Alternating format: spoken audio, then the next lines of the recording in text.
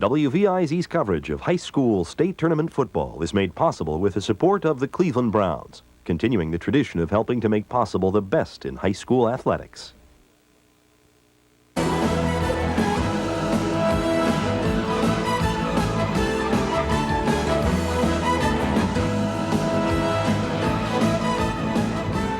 WVIZ Sports continues along the tournament trail. From Lakewood Stadium, it's Amherst, undefeated at 11-0. Against the defending state champions in Division II, the Chardon Hilltoppers at 10-1.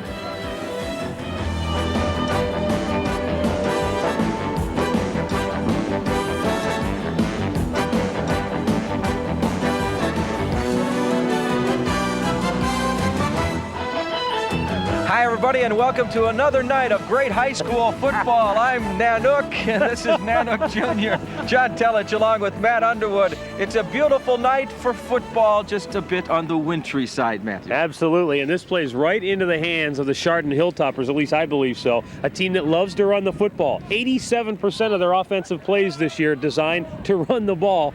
Scott Neal is their leader, of course, the quarterback. 33-5 in his career as a starting quarterback for the Chardon Hilltoppers. Big, tough, strong kid, 6'1", 210 pounds. He can run the football very well. They don't rely on him to throw it that much, and he's excellent at play faking. A lot of times he'll make the fake, and that guy will get tackled by the defense. When he's not faking, he's handing the ball off to Tim Michael, their top running back, averaging over 9 yards a carry this year, and he has 13 touchdowns. And, of course, when Tim Michael isn't running the ball, then Gary Renner usually is. He averages over 6 yards a carry, and he has 11 touchdowns for the Hilltoppers this year. Outstanding young runner. He's just a sophomore, and he's really blossomed. He's playing like a junior. Absolutely, yes. Or a senior, for that matter. How about defensively for those Hilltoppers? Well, defensively, they only average giving up about 10 points a game this year, and one of the main reasons for that is Kyle Bergen. Very good defensive backs. Yeah. He had 9 interceptions this year, so you know he has great football instincts if he comes up with 9 picks in a high school football season. Also, check out number 20, Scott Platts, outside linebacker, very aggressive, and he blitzes really well because he can disguise it, and the next thing you know, he's in the backfield chasing the quarterback down from behind. And the quarterback that he's going to be chasing is an outstanding one, perhaps, according to a lot of the experts in the area, as good a prospect as you're going to see going on to college to play at that position. Ricky Schneider from Amherst, outstanding QB. Yeah, he's about 6'3", 210 pounds, good arm. He's an excellent runner when he has to, but this guy's bread and butter is throwing the football. Over 62% of his passes were completed this year, over 1,600 yards, 16 touchdowns. I mean, he's just a heck of a good quarterback. And his number one target is Jeremy Dusho, number 21. This guy's a great receiver, not blazing speed, but he catches the ball and yards after the catch. Pay attention to that tonight, especially on a slick track like this. He might make some catches, make just a subtle gesture, a little head and shoulder fake, and a guy may be sprawling on the ground. Amherst has played outstanding defense this year. Several shutouts. In fact, shutouts of teams that were in the playoffs as well. Led, of course, by the Rad Men. The Rad Men, exactly. Yes. Chris Radman, number 25, is an excellent linebacker. His brother Mike, also very good. What I like about these two guys is they come from the outside. Not only can they put pressure on the quarterback, they both can get back in pass coverage very well. We saw them on film. These guys can get back in the lanes and pick a wide receiver's pocket. Well, you know, the football team formerly known as the Cleveland Browns is going to play a game this weekend against the Green Bay Packers, and it looks like the Green Bay Packers are out on the field tonight. That's the way the uniforms stand for Amherst. They are up against the Hilltoppers of Chardon. It's high school football playoff action, and we've got it for you coming up right after this.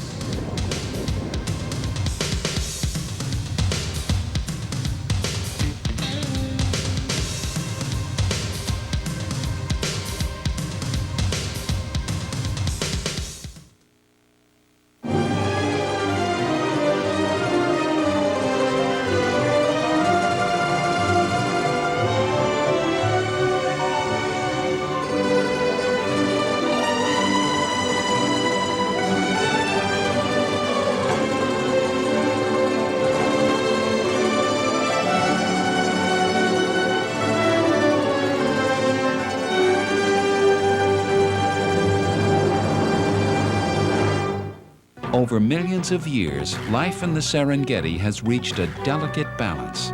Some animals eat, Some animals are eaten, and some animals capture it all on film.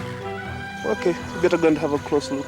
The hunters, the scavengers, the fast and the ferocious. Join the caretakers and cameramen who are telling the tales of the Serengeti. Tales of the Serengeti, Tuesday at 8 on WVIZ.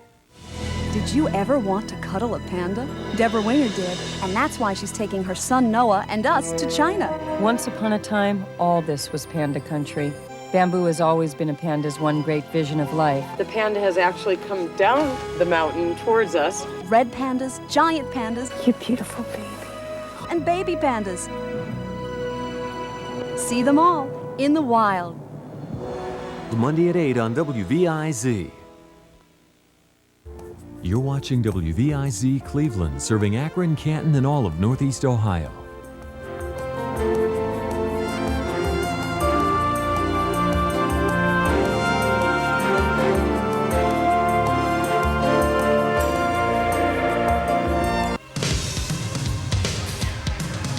Welcome back to Lakewood Stadium, all set for Division II playoff action, and we are set to get underway.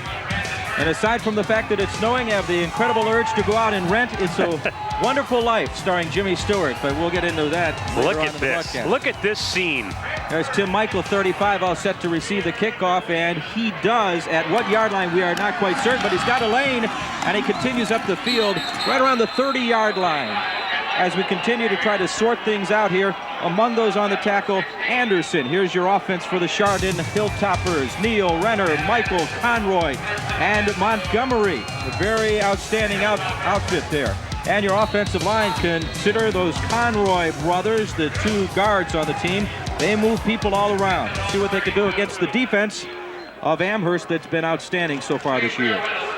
Amherst's defensive unit has given up just 7 first-half points all season long. Here is Scott Neal, the outstanding quarterback of the Chardon Hilltoppers. They like to give the ball to folks, and there's the youngster, Gary Renner, the sophomore, twisting and turning, and the Amherst football players trying to get the ball from him. Let's take a look at the defense, the defensive line. Watch 78, George Harris. He's an outstanding one. Gargus, very good. Blackshire and J-Cam, not Jack-Cam, like the former Steeler. The Radman brothers at the linebacker spots, Serfoso and Jason Brown, and the defensive secondary, very good. Dusho is an outstanding two-way performer. Mazza has 6 interceptions so far this season. What a tremendous scene. High school football, you gotta love it. It's 2nd and 7. Scott Neal, the quarterback, he's a great play faker. He gives it once again. It looked like to 25, the youngster, Gary Renner, the sophomore running back. Renner coming into the game, getting a personal and Chardon playoff record, 189 yards last week in their victory, their very big victory against Painesville Riverside. There's the scene here at Lakewood Stadium. It started to really snow mad at about 5:45 p.m. Kind of reminds me of that great NFL Films line narrated by John Facenda, in which he said, "The legends of football played until hell froze over, and then they played on the ice." And tonight is the night. It is 3rd and 7. Renners carry the ball both times, and there's an arsenal in the backfield for Scott Neal, who's slipping and sliding, but still on his feet. Enough for the first down. Possibly we'll have to check the yard markers as he gets upfield. Looks like he does not have enough, as he's brought down there by an outstanding defensive unit of the Amherst Comets, and they will, of course, turn the situation over to the punter, and Amherst will be able to hold them here on 3 downs. This could be an adventure all night long, the punting game. Absolutely. And Renner is indeed the punter, so 2 carries, and then now he's marking his spot as he gets set for the snap in order to punt it away. It continues to snow here at Lakewood. Low punt, the wind doing the job on it. That's Jeremy Dusho. He fumbles the ball. Will it go out of bounds? Apparently it does, as he is covered there on the sidelines. But Dusho, the outstanding receiver, having a difficult time hanging on to the football. They are on the 47-yard line. Let's take a look at the offense for Steele. Ricky Schneider, outstanding QB. Williams has run for a ton. Slat's a good one. And Dusho is a great receiver. Adam Anderson as well, very good in that regard. There's a very big offensive line for Amherst as they get the ball on the 47-yard line. It's 1st and 10. Schneider's going to give it to Williams, Steve Williams, and he's roped and he's grabbed and he's tussled, and he falls forward for several yards as the Hilltoppers try to do the job defensively against him. Here's a look at the defensive line. Dave Pruce should be named Spruce. He's like a giant spruce tree. Big kid, 6'8". Steve Taylor, very tough nose guard. And then you have Landis and Rick Conroy, one of the Conroy brothers. There's your linebacking core. Platz is an outstanding player at number 20. And Bergen has 9 interceptions so far this year. We'll see what he does tonight. See if they even try to put the ball up in the air. Ricky Schneider with the ball, little option. And he is knocked down in the backfield there. Good play by Nick Goshi, the 5'9", 190-pound junior linebacker for the Chardon Hilltoppers. Good job by forcing the issue. Get right up in the quarterback's face. He's got to try to tuck it. And again, the option's going to be the option's almost like a passing play, and that you've got to, complete that short pitch. And under these conditions, that is going to be very interesting to see how that works out tonight. Ricky Schneider, and we have a whistle. The Chardon kids celebrating. They're probably detecting some movement. Have a dead ball, false start, which they did detect correctly, Matt. So it's going to penalize the Amherst Comets, who coming into tonight have scored 394 points on the year. Offensively, they are just an outstanding offensive unit. Let's take a look at the officials, Matt. As you can see, Shelton is the main man, and the rest of the crew really up against the elements tonight here at Lakewood Stadium. The Comets are a first-half team. 295 of their total points have been in the first half. Most of that's because they've had such big leads that a lot of the starters were pulled in the second half throughout the season. Ricky Schneider, play fake, being pressured, throws over the middle, and it's incomplete.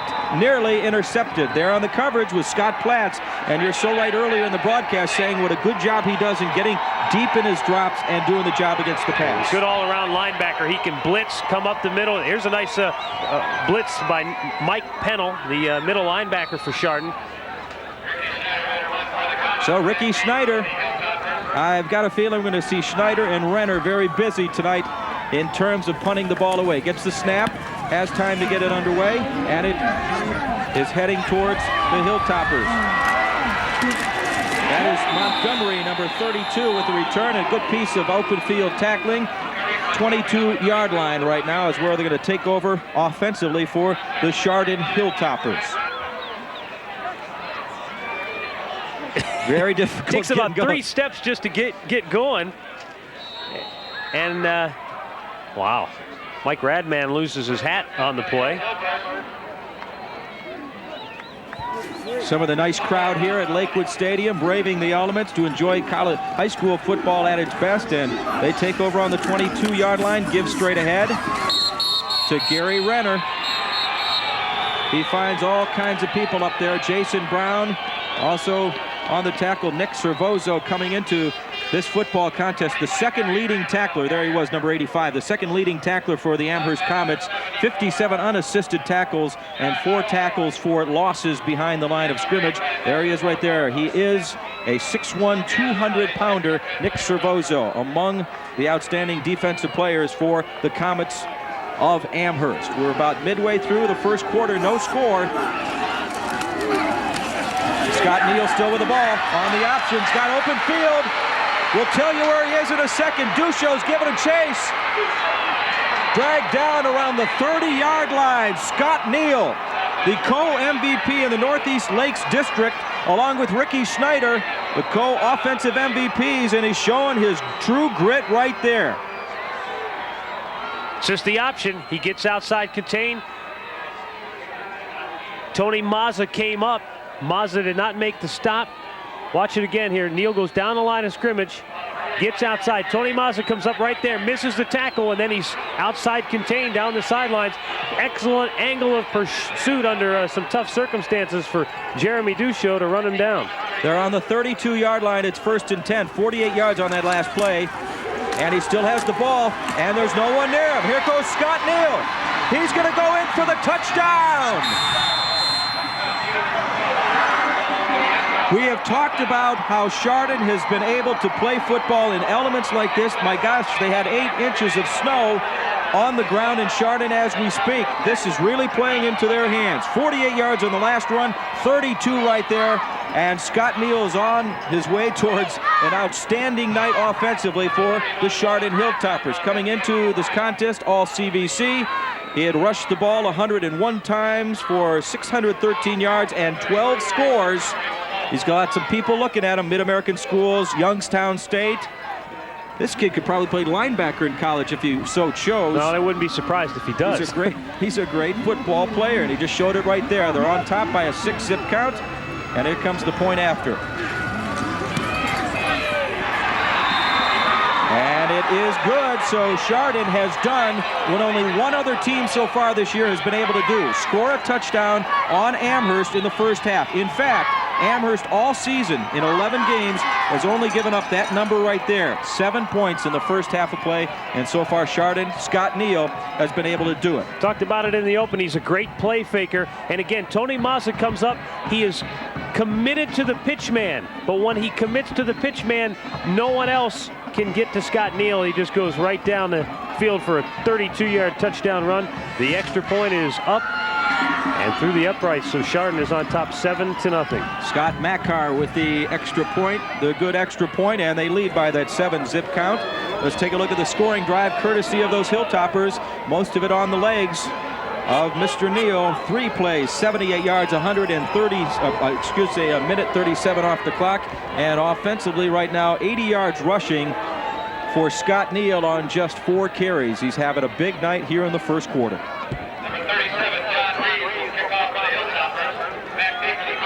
With an athlete like Scott Neal, a guy who can run that well, you just cannot let him get outside in terms of containment. They're going to have to sort of rethink the defensive schematics of stopping that option play right now, because if you're going to commit Mazza and basically have him just pay attention with the pitch man, then you've got to have somebody stay outside and make Scott Neal either turn it up quicker, because when he gets around the end, then it's just a foot race. And you know, and under in this situation with the field the way it is, it's going to be tough for anybody to run him down. And this year, as we've watched tape of Amherst, they've really committed the front 8 in the box and have tried to stuff people and have been able to do that. They've played great defense so far this year, but they're up against a quarterback who's an outstanding play faker. Very difficult to run him down. John Reeves is going to kick it off for the Hilltoppers. Comes towards the near sideline and out of bounds.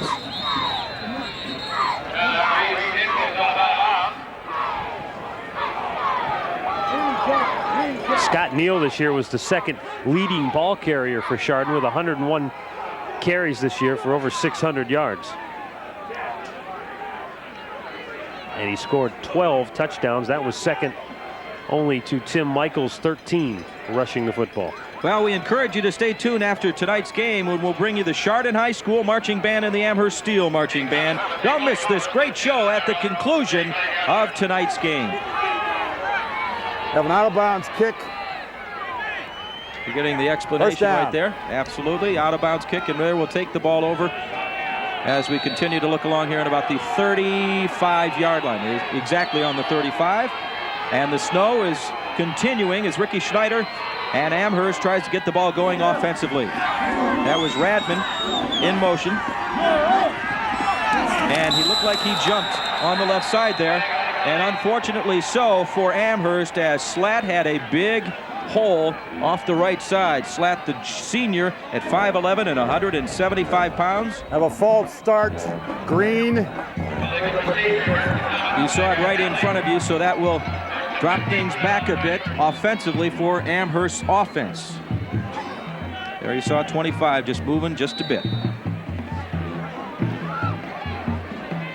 Certainly, first down and 15 is never really an appealing situation to be in, but given the field conditions, you really want to stay out of any long yardage situations. Once again, that's Radman coming over to this side. Jeremy Dusho is 21. Here's Chris Slatt left side. Good call and a lot of room for him. Down to the near sideline as Slatt finds the hole. Congratulated there by Tony Mazza. And a good piece of running by Slatt. 17 yards on the play for Chris Slatt, number 40.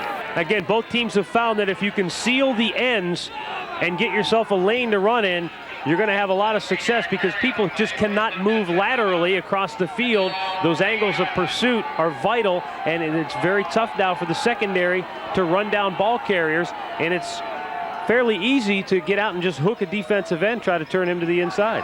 Get a look at Radman as he slides into position. That'll give you an idea as to what the footing's like tonight here at Lakewood. Straight ahead, and that is Chris Slatt once again, the 5'11", 175-pounder.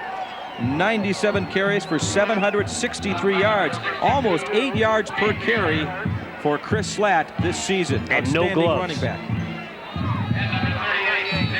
Meanwhile, Ricky Schneider trying to stay warm, trying to keep those hands all set as he moves his team offensively.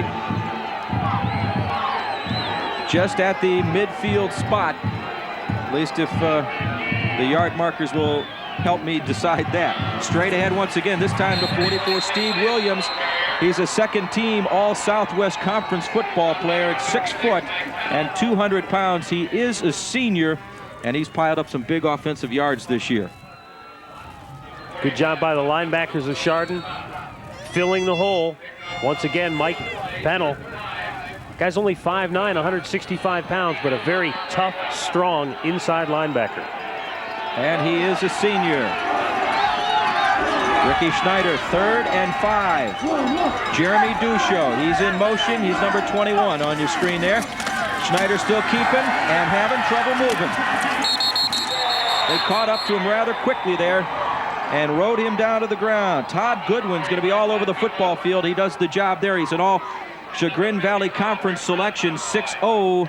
and 183 pounds. Watch 45 come into your screen, and just Ricky's having a difficult time going anywhere, and he grabs him and wrestles him back down to the turf with the help of Rick Conroy. Boy, and this is a situation where AstroTurf makes it doubly tough because it just becomes like it's almost like a sheet of ice out there. At least if you're on grass and you're wearing long cleats or spikes, you can dig into the turf, the grass, and get some footing. But under these conditions, really, it's like playing football on an ice rink. Looks like they're inside the 10-yard line if we can get our yard markers figured out, and apparently not. They're on the 12. They're on the 12-yard line. So they will take over 1st and 10 with a long, long way to go. But with the stable feet of Scott Neal, they were able to cover a lot of ground last time they had the football, and they took it down for the first score in the game. That's Bergen, 33, coming to the right side. Bob Conroy at 5'8", 155. He's 34. Tim Michaels in motion. Scott Neal still has the ball. He gets the pitch to Michael to the outside. Still on his feet. Now knocked out of bounds. Over there defensively was Mike Radman. He's that outstanding linebacker, the leading tackler. And Tim Michael this year, outstanding numbers. 13 touchdowns for Tim Michael, number 35, as he gets the pitch from Scott Neal. Gets the good pitch out there. Tony Mazza coming up, and of course he's finally knocked out by Duchot. Chardon's just going to keep running that option, because if Scott Neal can keep the footing and he can keep running well, that's a tough play to stop right now defensively. 2nd and 4, and he gave it again. His play faking ability is outstanding. He gave the football to Gary Renner, the young running back, the sophomore, number 25. And if you don't watch too closely, you're going to be fooled. You're thinking that the quarterback, Scott Neal, is going to keep it. There is Bob Doyle in the center of your screen. He's been handling a very difficult physical problem in that he's had some kidney stones, which is extremely painful, and it's a situation you'd like to have taken care of immediately, but he says he's got to wait. Just for the purpose of surviving the season, he's got to wait till the end of the football season before he takes care of that. And he hopes he has 2 more weeks to worry about it. It's 3rd and 5. Scott Neal still has the ball, still on his feet, but does not look like he has enough for the first down. We'll take a look as they check the situation. It's going to be 4th and very, very close. Or they may even come out and measure. but he has been one guy on this field so far tonight that has some stable footing, if that's at all possible, Matt. Now, what they try to do from the option standpoint is Neal will run it, he'll run it wide, he'll pitch it, he might keep it, but he'll keep running it. And what they try to do is get those linebackers inside to start flying out to try and pursue, and then bang, then they'll hit it to fullback up the middle, and he could get big yardage. That's what they hope to do with that play. All right, the punt by Gary Renner. The wind held it up, and Jeremy Duchot with the fair catch right there. And Amherst is going to get underway offensively one more time to see if they can get some of the offense moving here. They trail by that 7-0 count, and there's 2:27 to go here in the first quarter of play. Well, they'll have excellent field position right now, starting at about the Chardon 37-yard line.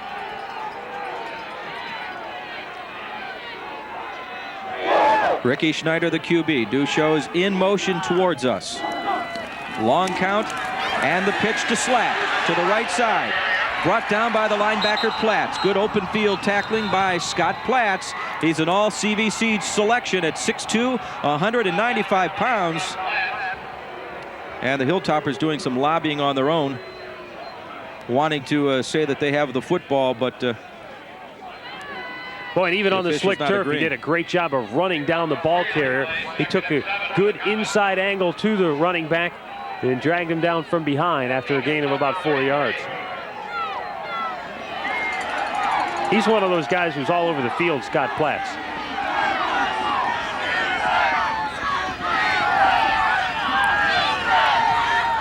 Second and 7.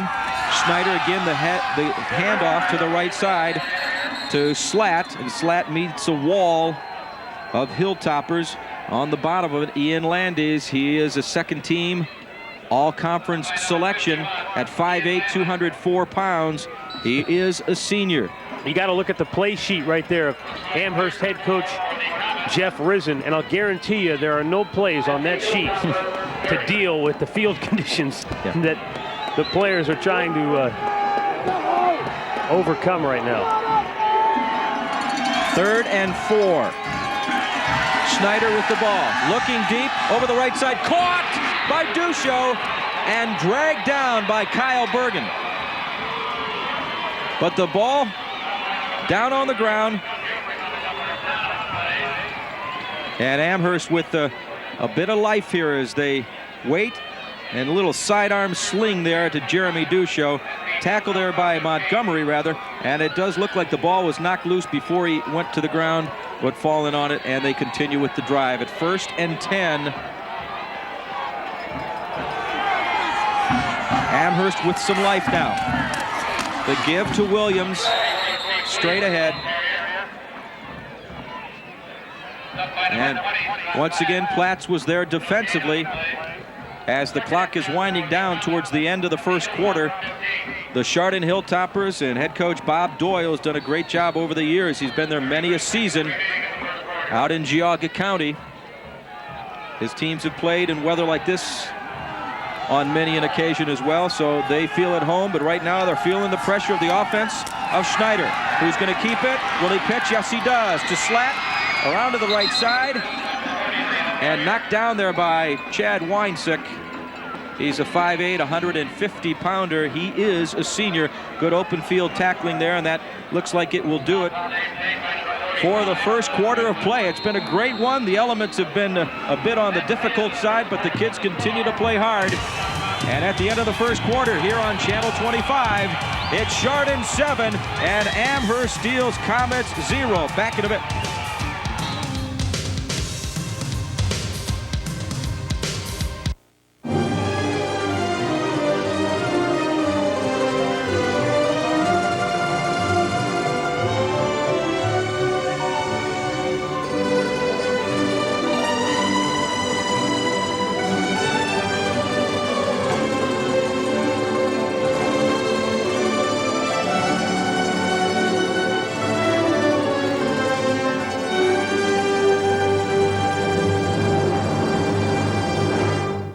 Over millions of years, life in the Serengeti has reached a delicate balance. Some animals eat, some animals are eaten, and some animals capture it all on film. Okay, better go and have a close look. the hunters, the scavengers, the fast and the ferocious. Join the caretakers and cameramen who are telling the tales of the Serengeti. Tales of the Serengeti, Tuesday at 8 on WVIZ. Did you ever want to cuddle a panda? Deborah Winger did, and that's why she's taking her son Noah and us to China. Once upon a time, all this was panda country. Bamboo has always been a panda's one great vision of life. The panda has actually come down the mountain towards us. Red pandas, giant pandas, You beautiful baby. and baby pandas. See them all in the wild. Monday at 8 on WVIZ. You're watching WVIZ Cleveland, serving Akron, Canton, and all of Northeast Ohio.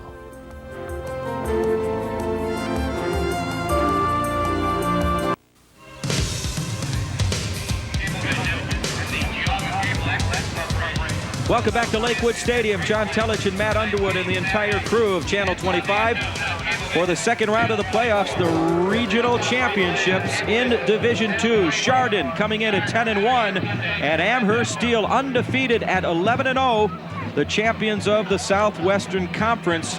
And they trail by that 7-zip count, but they have the ball deep in Hilltopper territory. They're threatening to score in this football game, and it's been very difficult so far. If you're just joining into the broadcast, a lot of snow at around the 5:30, 6 p.m. hour tonight. Continue to fall, and still does at this hour, although it's not the whiteout that it was at around 6:30 p.m. Here's Schneider and company, 3rd and 4. Ricky Schneider. Radman comes over to the right side.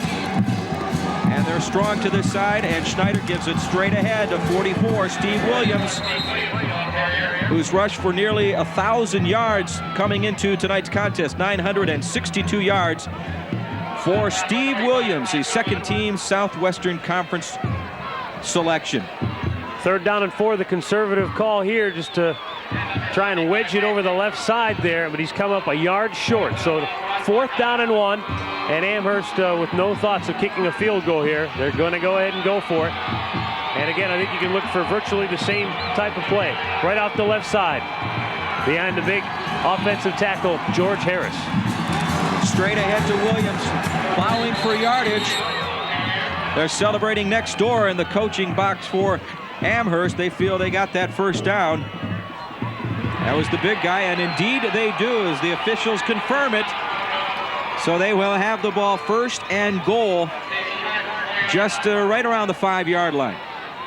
Right over the right side of the center, James Adamson, Jeremiah Studstill, the right guard, open up a little hole.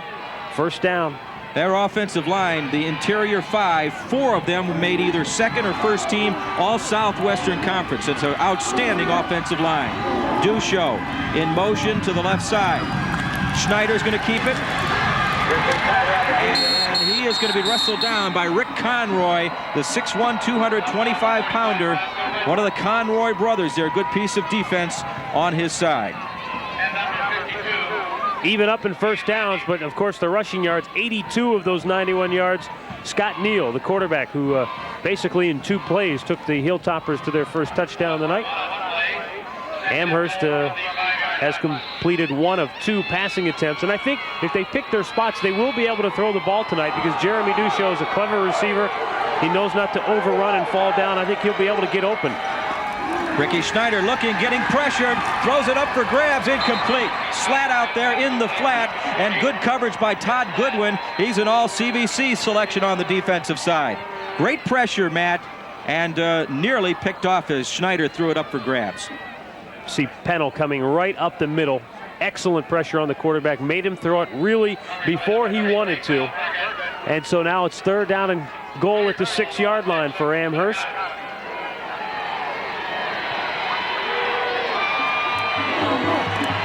Schneider has produced many a touchdown for Amherst. Can he do it this time?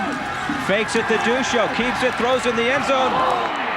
Just past the outstretched arms of number 25. That's Radman, lining up in the tight end position. Radman at 5'11", 170 pounds. That is Mike, one of the 2 Radman brothers. Outstanding linebacking individuals, and versatile on the offensive side as well. Just missing connections Good coverage by the Hilltopper defense. In the end zone, there were 2 receivers out on the pattern. They were both covered very well. Timeout now taken as Amherst faced with a 4th down and goal at the 6-yard line. Once again, I don't think there's any thought to attempting a field goal. So they've got the offensive unit out there, and they will go for it. Time to try and devise a plan that will work. Well, tomorrow, Saturday, November 18th, the Cuyahoga Metropolitan Housing Authority, the CMHA, and the Police Athletic League will present the CMHA PAL Invitational Football Championship games. 4 games will be played, 2 Pee Wee classes and 2 bantamweight classes. The games will take place from 3 to 8:30 p.m. at Shaw Football Field, 14305 Shaw Avenue in East Cleveland. Great chance to see the kids, the stars of tomorrow, and the admission is free. That's just flat out fun, going and watching those little kids play football, especially if the conditions are anything like they are tonight. That'll be really, really something to see. 4th and goal now for the Comets. See if they get Schneider on some type of a rollout. Thrown over the middle. And it's picked off by Goodwin. Scott Goodwin still on his feet. Rick Schneider's over there. He's going to wrestle him down. Big defensive stand for Chardon's Hilltoppers as Todd Goodwin, the 6-footer at 183 pounds, does the job. Well, he just floated it there, Matt. Once again, pressure screws up the play right up the middle. Pennell is there, and Schneider pump faked, pulled it down. See, he wants to throw it now, but the pressure makes him have to pull it down and throw it again, and he throws it right to Goodwin. Good interception. And an excellent job of keeping his feet and then coming up with some big yardage, because now rather than having the ball with their backs right up against the end zone, they've got pretty decent field position. That they do at the 25, 1st and 10 for the Hilltoppers. Here's Tim Michaels. Cutting right. Good block downfield. He's going to go all the way. Can he be caught by Radman? He's caught on about the 9 or 6 yard lines. Very difficult to see. Great open field tackle by Radman. And outstanding running by Tim Michaels as he just went to the right side and then found a seam and zipped right through it. Got a great downfield block. We'll identify in just a second. It's very difficult. As you see, it was a 66-yarder, but an outstanding piece of running by Tim Michael, and they are well over 100 yards offensively on the ground tonight. And when you talk about Chardon offensively, you're usually just saying on the ground. They haven't thrown a pass just as yet. So they are threatening once again. The quarterback is Neal, number 12. And a great play fake as he gives the ball inside to the strong runner, the sophomore Gary Renner. Renner coming into tonight, 2nd team all Chagrin Valley Conference, 896 yards on the year, 6.1 yards per carry. Let's take a look at that long run, the 66-yarder. Good pull-out block right there. You see the seals. And then watch number 67, Kent Hardesty. Oh, I'm sorry, that was, looks like number 62 downfield, 82. The tight end got a great block downfield, a downfield pancake block by Keith Jenkins. And there's your touchdown, number 2 on the night for Scott Neal.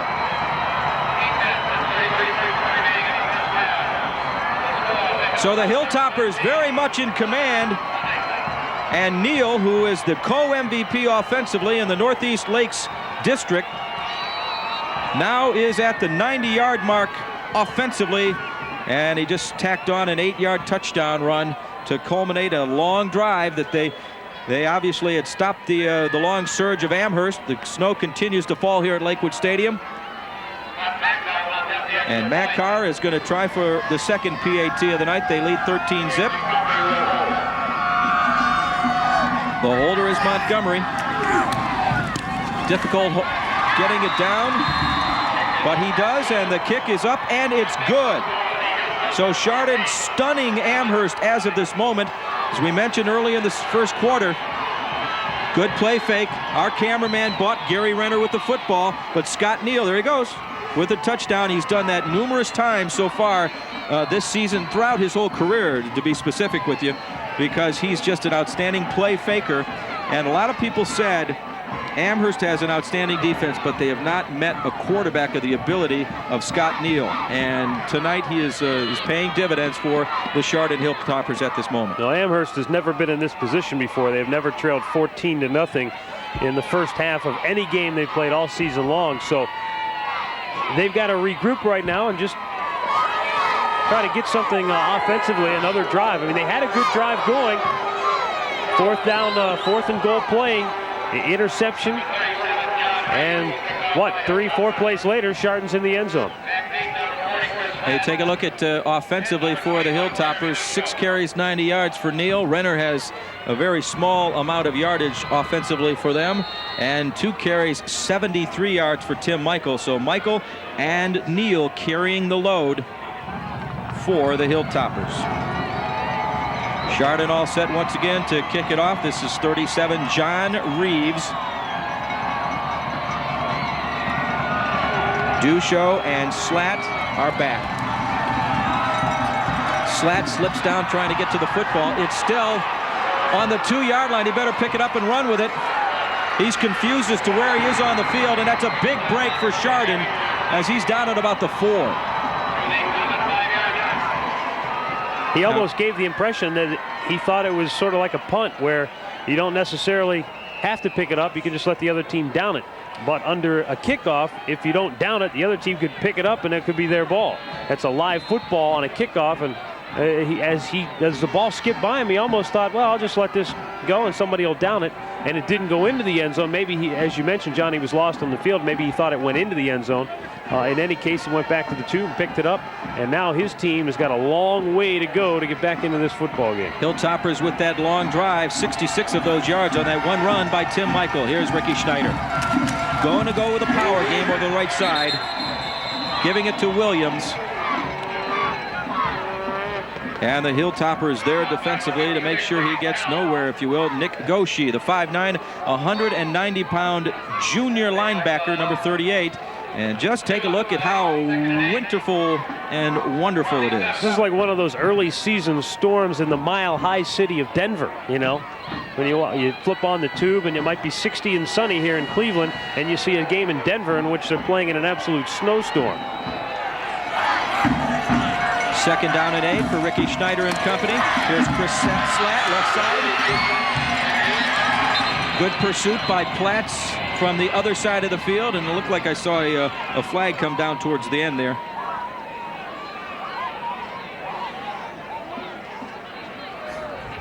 Good piece of blocking here to seal people off. Steve Williams does an excellent job of kicking out Kyle Bergen, opens up the hole. Face mask at the very end of the play right there, number 20. Scott Platts is the guilty party, so that tacks on 15 more yards. Chardon leading 14-0 with 7:20 to go here, 2nd quarter. Some of the faithful on hand, some of the fans of the Comets.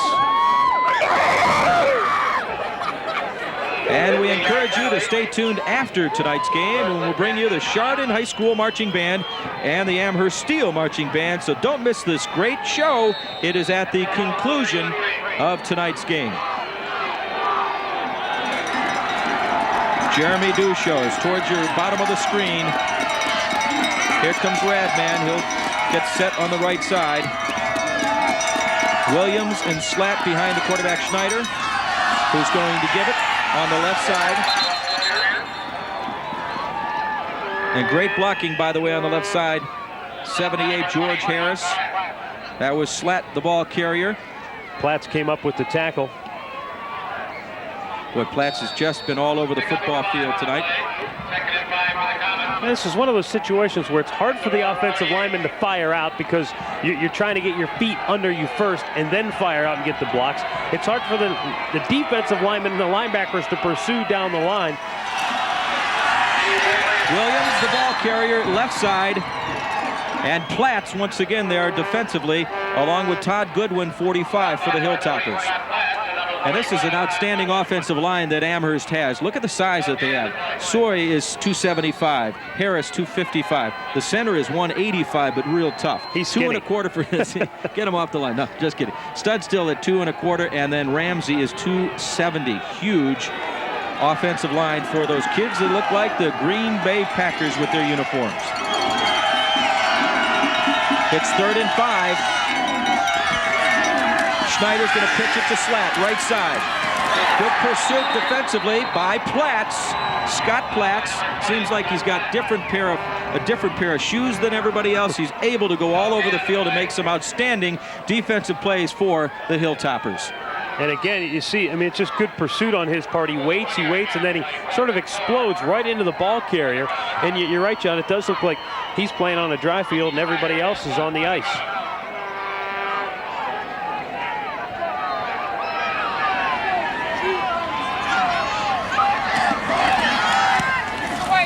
Punt is underway. Fair catch called for and taken by number 22, and that is Scott Lahotny. 35-yard punt. So Chardon with a 14-0 lead. We alluded earlier in the program, Amherst had only given up 7 points in the first half all season long. And as of this moment, they trail by that 14-0 count. 5 minutes to go here in the second quarter.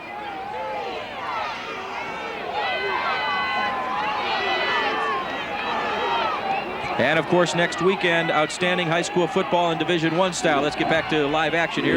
We'll tell you some more after the next play. Here's Tim Michael, same play that he went 66 yards on. This time, Amherst does a great job defensively to keep him from getting a large amount of running room. As we were alluding before, we'll have the Division I playoffs next weekend, next Saturday. And we'll have it at 11 o'clock right here on Channel 25. It's the Division I state semifinal. Of course, you have Brunswick still alive. You have Lakewood playing St. Ignatius tomorrow night. And obviously, we'll have one or possibly two of those teams involved in the broadcast next week.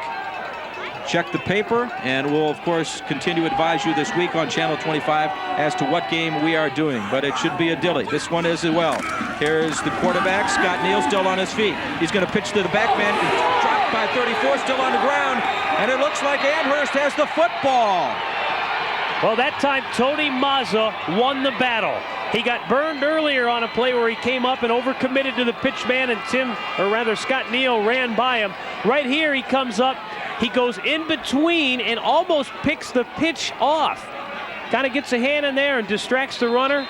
That's Bob Conroy. He can't get it. Like you said, Mazza, great job. And there's Jeremy Duchot right there on the spot to do an outstanding job of picking up the football. Bob Conroy, of course, the cousin of Rick and Rob Conroy. And that time, I think he was a little bit distracted because Mazza was coming with a full head of steam. And a big turnover here. This is a huge opportunity for Amherst with 4 minutes and 20 seconds left in the first half. If they can get a touchdown or get some points on the board before halftime, then they've got to feel pretty good about things.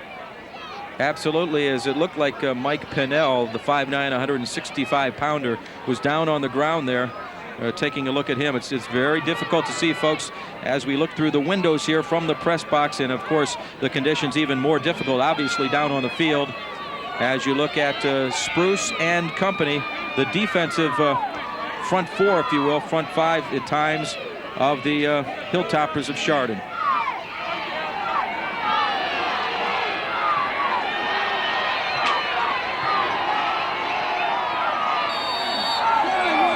First and 10 for Ricky Schneider and Amherst. They're on the 34-yard line, and Schneider wants to throw. Pressured, right side throw, still caught. Nice job. That's Radman with the reception for the Amherst Comets. That's a great job of concentrating. There was contact. Again, good pressure up the middle by Chardon, but Schneider with that sidearm sling gets it out there. Look at the concentration. Doing the tip drill. The flag came in late. Slat just missing that block on Pennell, who came racing pass in. Interference on the defense, accepted. First down. Well, Amherst moving along. They took the penalty, I'm assuming, because it was a few more yards than the completion. Penalty's worth 15 yards. And the completion, I guess, was not quite 15 yards, so they take the penalty, the free 15. The sad thing is it wipes out a heck of a catch by Radman. It was a great job of concentration, and it looks like Amherst is saying, okay, the conditions aren't the greatest. You would assume that they'll just, try to run the football and outrun Chardon, which is an outstanding team on the ground, but they're not afraid at this moment, even in these conditions, to see if Ricky Schneider, who has been a great quarterback all year, can continue to back it up with his arm. The real problem is when you drop back to pass, you put yourself in a situation where you're immobile, because from a standing still position, you cannot avoid the rushers who are coming up the middle or coming up the field. That's going to make it very difficult. So if they get him where he's rolling, it's going to help him buy some extra time in the passing game. But again, you know, they always say that under adverse field conditions, the advantage in the passing game goes to the team with the ball because the receivers know where they're going on the slick field. So I kind of believe that, especially with a guy like Jeremy Duchot, who's kind of a sneaky, crafty passer, route runner to begin with. Slack still on his feet and dragged down by Rick Conroy, 57. Got his fingers on the shoelaces, if you will, and Slatt with a nice piece of running up the middle for the Amherst Comets. Like you saw right there, very difficult to get that first step. You saw Steve Williams, the outstanding running back, trying to get the lead block there. But boy, once Williams gets a few steps, he is an excellent lead blocker. Some of those Comets of Amherst watching their team out on the field. Their team is facing 2nd and 2. Ricky Schneider with a pitch. Hang on there. It's down on the ground. There's a fight for it. And it looks like the Hilltoppers have it. Well, Amherst was plus 16 in the takeaway giveaway department this year, but here just a little careless with the football. Slatt can't get a good handle on the pitch. You saw 51 diving in there. Ian Landy's trying to get the ball. I think it was a Bergen. Was it Bergen that came away with it? Where Schneider turned and wanted to pitch, the fullback was in his line of the pitch. He had to wait for the fullback to clear. And again, that's part of the problems with the footing. Williams can't get out of the way fast enough to open up that pitch lane. Chardon with the football. And the give to Gary Renner. The first man through. And a lot of times with Scott Neal's play-faking ability, there have been quick whistles when plays were continuing along and folks thought that the play was over, that the guy who didn't have the ball, who was being tackled, would signal the end of the play. But he's just an outstanding play faker. When you've got 2 and 3 guys tackling the guy who was taking the fake, there's good reason to believe that the ball is there. If you're a referee, you might be inclined to blow the whistle. 2 minutes, 40 seconds to go. Second quarter, 14-0 Chardon. Scott Neal still with the ball. Now there's the strength of Scott Neal as he blows forward, picks up a few yards when it looked like he was contained right at the line of scrimmage. Very sure on his feet, as you saw Gargas and company trying to do the job defensively for Amherst. 210 pounds. He's like having an extra running back in the backfield, taking ball carriers with him, and then he gets a nice face mask full of snow at the end of this play, and that's always enjoyable on a night like this. To look a lot like Christmas, isn't it? 2:06 What, are you kidding to go. me? My tree's already up. We're decorated. We're ready to go. Got the gifts underneath and everything. 3rd and 5 for the Hilltoppers. Neal still with the ball. Tony Mazza says you're not going any farther than that. Good open field tackle by Tony Mazza. He is a junior at 5'11", 160 pounds. And here comes your option. Kick out block. Neal cuts it up, but again, Mazza with a good outside in angle of pursuit. Brings up the situation now for Chardon where it's 4th down and a long 3. And Amherst is going to take a little time to check things over. Let's just take a look at some of the stats so far today. Ricky Schneider having a very difficult time getting anything going offensively, at least with his feet. He has had 5 carries, -12 on the yardage situation. And Slatt with 10 carries, 56 yards. And Steve Williams really having a difficult time, 6 carries for 10 yards. How about those Hilltoppers? Neal's really doing the job. Scott Neal 8 carries, 97 yards, and Tim Michael with the really long run, 3 carries, 75 yards. The 66-yarder being the big one there. I mean, Chardon right now running the football is doing a good job, and Amherst has done an okay job running the football, and they've really had some good drives. But of course, they got the turnover, and then they turned it right back over to Chardon, which is where we're at now on a 4th and 4. And with 1:25 left, they called a timeout to try and preserve as much time as possible. Here, taking a look at the press box here at Lakewood Stadium, and somewhere in that situation, we're fogged in. Yours truly, we're fogged in is right. 1:25 here, second quarter.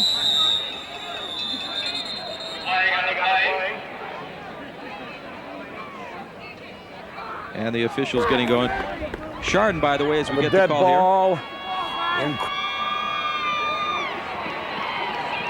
So Chardon's going to operate 5 more yards back further than they were. Chardon came into this game with 3,683 total yards. Most of them obviously via the ground. 3,097 yards rushing. That's incredible. Yeah, I mean, when you consider that as a team, the Hilltoppers averaged 7 yards a carry. He gets the punt off after the bobble. Dusho trying to get his feet. And Scott Platts forces the fumble. It goes out of bounds. It's still Amherst football. With 1:15 to go, Amherst with the opportunity. Amherst with the opportunity right now with a 1:15 to go to put something on the board.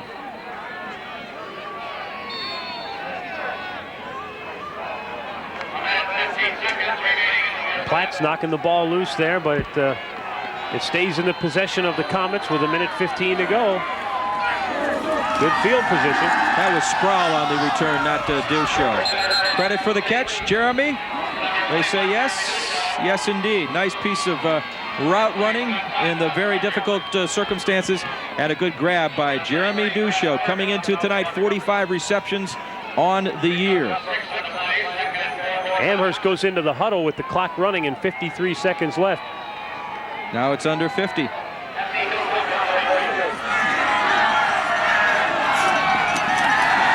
Drop, 3-step drop, throws to the outside, and as you saw, Anderson trying to make his cut to the outside, simply had no ground in which to cut on. See, normally in the 2-minute offense, you want to try and throw those out routes, those out patterns, get to the sidelines, stop the clock.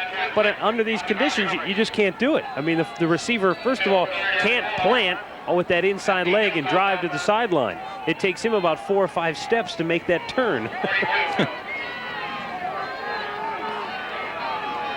I think they've just got to try to press it up the field, try to get to the end zone.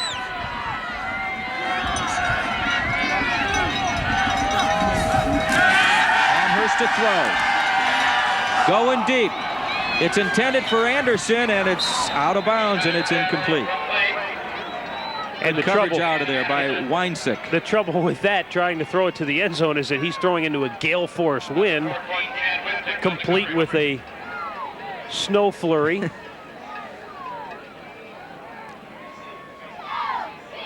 The ball leaves his hand dry. It comes down with 1 inch of snow on it. Well, that's what you were alluding to earlier as well. You're the quarterback. You're just not sure that the receiver is going to be at the spot that you think he's going to be because of these conditions. You have such a great sense of timing with the receivers. You normally know after 3 or 4 steps how far downfield that receiver is. But, tonight, all that's out the window. Another timeout here, 34 seconds left. And Amherst with a 4th down situation. Amherst coming into tonight, 342 total yards per contest. This is an offensive machine. 394 points per contest. Not per contest, for the whole season, obviously. And in head coach's 3 years, they're 22-8. Overall, as a head coach, Jeff has just done an outstanding job. 103, 38, and 2. And Bob Doyle as well doing a great job at Chardon, running his football team, defending state champions in Division II. And Bob Doyle and those Hilltoppers, they get it started real early, like around right around the Easter time, when they have that Comanche club that's a weightlifting and conditioning club. And they also use that to help raise money for charity, which is a good thing as well. So the Hilltoppers trying to beat Jeff Risen and company, the Amherst Comets. Ricky Schneider to throw to the outside, and again, Radman just could not keep his feet to get to the pass to the outside. 29 seconds to go, Matt, here. And it's 14-0 Chardon in this football contest. Again, on a night like this, even the simplest of plays become an adventure. There's a case where you're just asking a receiver to go down the field 5 yards, turn around and catch the ball. Radman tries to turn around and he falls down.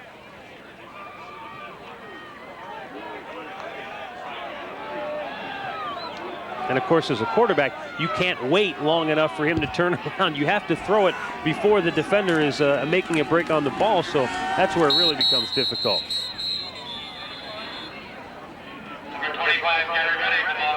The youngster with the football, Renner.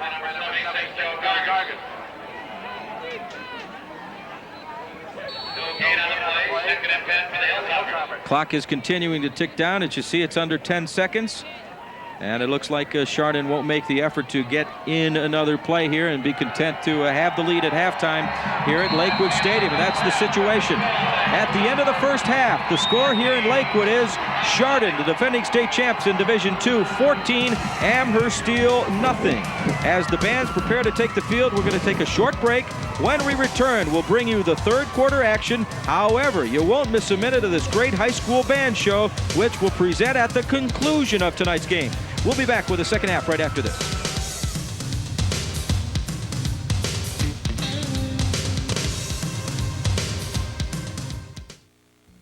The WVIZ Youth and Family Violence Resource Directory is a comprehensive list of local organizations ready to provide valuable support and counseling services. Organized by subject matter, the information in this directory can put you in touch with people who care about your problems and can help you find solutions. For your free copy of the WVIZ Resource Guide, simply call 398-2800, or you can pick one up at participating BP gas stations throughout Northeast Ohio. Just ask the cashier for your free copy. Over millions of years, life in the Serengeti has reached a delicate balance. Some animals eat, some animals are eaten, and some animals capture it all on film. Okay, better go and have a close look. The hunters, the scavengers, the fast and the ferocious. Join the caretakers and cameramen who are telling the tales of the Serengeti. Tales of the Serengeti, Tuesday at 8 on WVIZ. You're watching WVIZ Cleveland, serving Parma, Mentor, and all of Northeast Ohio.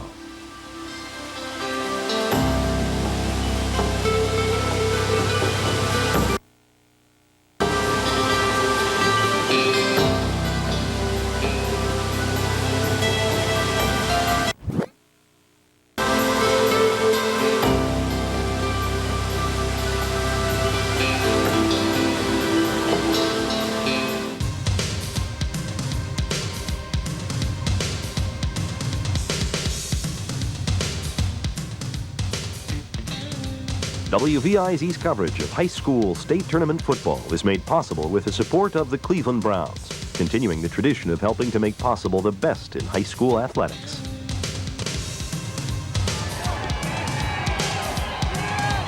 Welcome back to Lakewood Stadium, everybody. John Telich and Matt Underwood, and the shovel has been one of the primary weapons of this Friday night here as the state playoffs are in round 2. This is the regional championship game between Ricky Schneider, number 12 of the Amherst Steel Comets, and of course the number 12 counterpart, if you will, and that is Scott Neal of the Hilltoppers of Chardon. Chardon, the defending state champions in Division II, and in the first half so far, Chardon's really been able to move the football, haven't they, Matt? Yeah, and I think this goes way back to August when Chardon head coach Bob Doyle was asked about the fact that you're the defending state champions. He said, no, defending is a passive mode. We're not defending anything. We're attacking a new championship. And they came out tonight attacking the running game. My goodness, 175 rushing yards in the first half, 54 for Amherst Steel, 20 yards through the air. Been a tough night for Ricky Schneider trying to get anything going with the passing game just because the footing is horrendous for the receivers. Couple of turnovers. Penalties not really a big factor. Time of possession on the side of Amherst Steel, but the big plays have come for Chardon. They're 2 touchdown drives. 2 and 4. 2 and 4 they scored, and big plays were a part of both of them. Scott Neal had a long run in the first touchdown drive, and of course the second touchdown drive, Tim Michael ripped off the 66-yarder. Amherst had those 2 drives deep into Hilltopper territory. One negated or ended via interception courtesy of Todd Goodwin, and the other one was a fumble when Chris Slatt just where's the football, couldn't hang on to the football, down on the ground, and the Hilltoppers recovered it. 37 is John Reeves. He's going to kick it off for the Hilltoppers. That's picked up by Jeremy Dusho. Picked up number 21, Jeremy Dusho.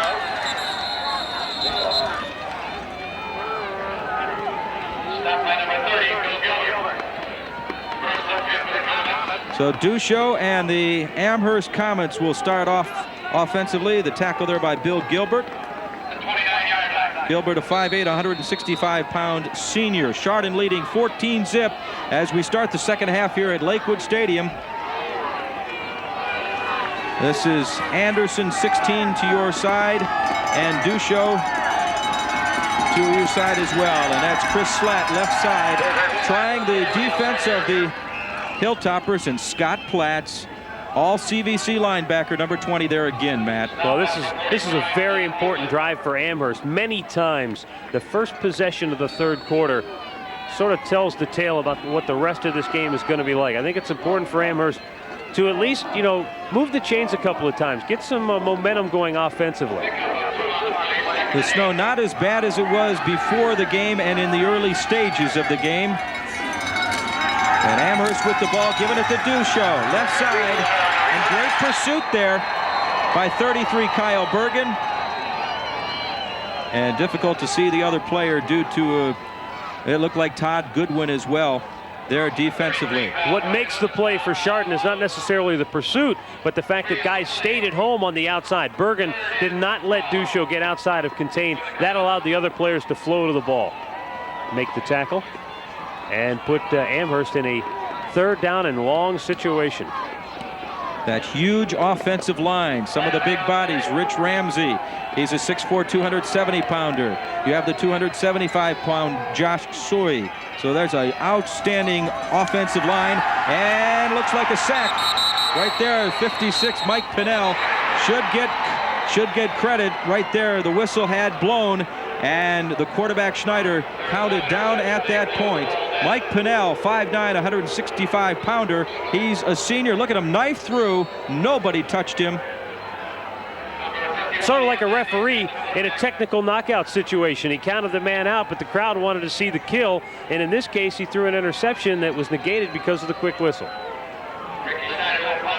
So Ricky Schneider going to kick it away. Great field position for the Hilltoppers. Their return men are on the 45-yard line. This may not even make it to midfield. Picked up on the run by 32 Montgomery, wrestled down by Radman to the far sideline, and the Hilltoppers will take over that very difficult drive. You see a face mask, I believe, call there as well towards the end, Matt. You alluded to that drive for Amherst, very critical one for them, and they're going to kick it away. They kicked it away to the Hilltoppers, and Chardon will take over. First of all, they get excellent field position. Now let's see, the face mask here. So after the penalty, John, the punt nets, I believe, no yards. I believe they're going to get the ball at the original line of scrimmage. Actually, it's going to met -5. Face mask, defense, first down. So I think after the penalty, it's a 4-yard punt. Ouch. That hurts.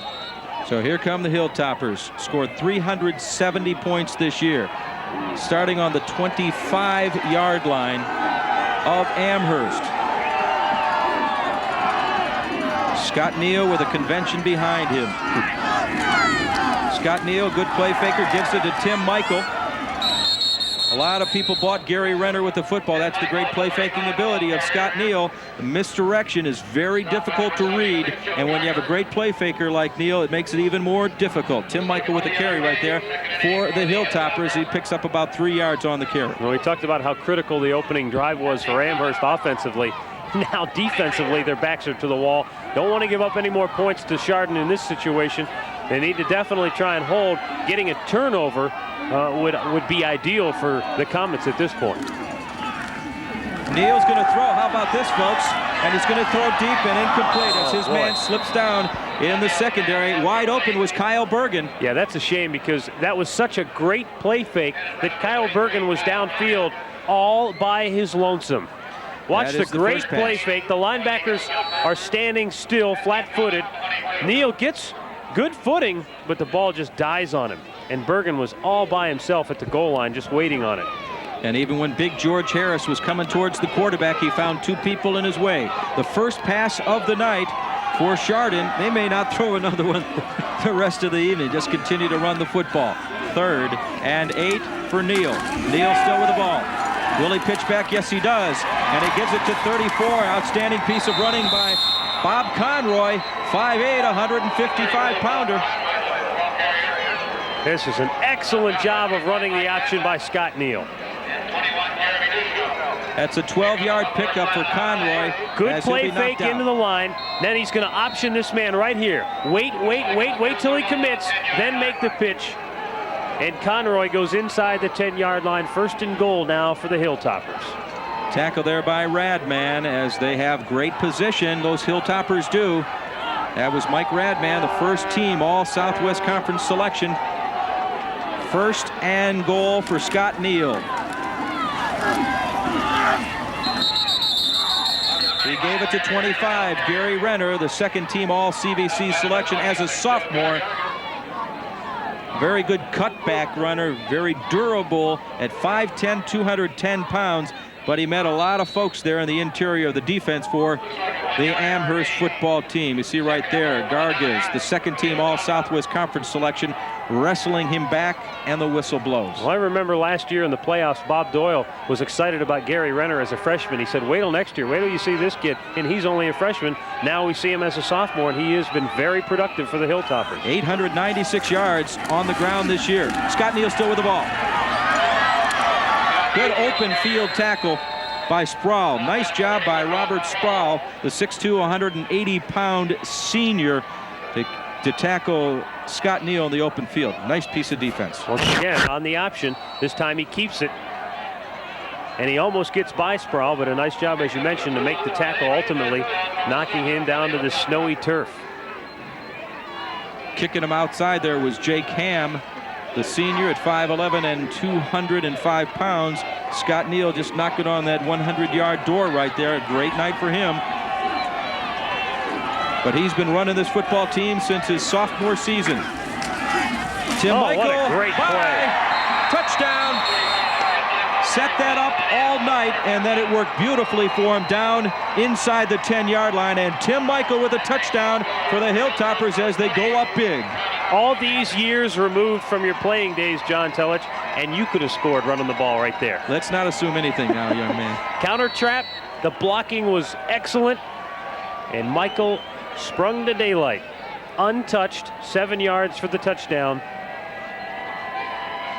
Now they await the extra point. Came into this evening with 15 touchdowns, 13 of them on the ground, 2 on the reception route. But boy, that was a beautifully executed play by the Hilltoppers as they go up here looking for their 21st point. Makar is set to kick. Ball is up and it's good. And Chardon leading by a 21-0 count here with 6:51 to go here in the 3rd quarter of play. Penalty flag down on the field. See if this is one of those deals where they'll assess it on the kickoff. Point is good.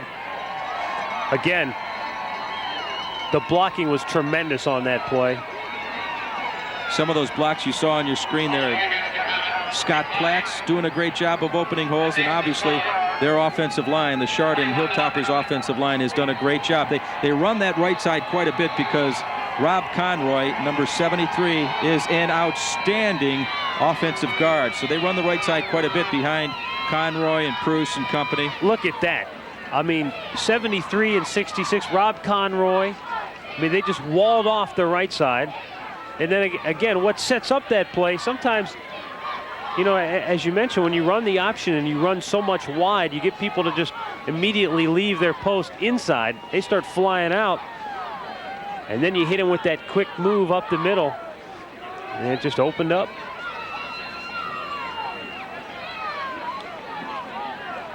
So Jeremy Duchot is deep. The penalty was on the Comets. And so Chardon will actually get to kick off from midfield. Here's the situation for the Hilltoppers on that scoring drive. They took over on the 40 and went 6 plays. Took them almost 3 minutes there, and they increased the lead to 21-0 here, third quarter with 6:51 to go. John Reeves trying to make a place here on the somewhat frozen, obviously snow-covered field at Lakewood Stadium, and a pretty good crowd on hand here tonight considering the elements. A lot of fans came out and still supporting both teams. And you alluded earlier in the third quarter, it was a very crucial drive for Amherst when they got the ball to start the second half. Obviously, this is even more crucial for them. They don't score and give Chardon the ball. Chardon can start eating up the clock because they just don't throw the football. Line drive. Picked up by Radman. Still on his feet. Getting close to about the 35-yard line. We'll get the exact interpretation here from Kent Geist, our guru of the stats tonight up here at Lakewood.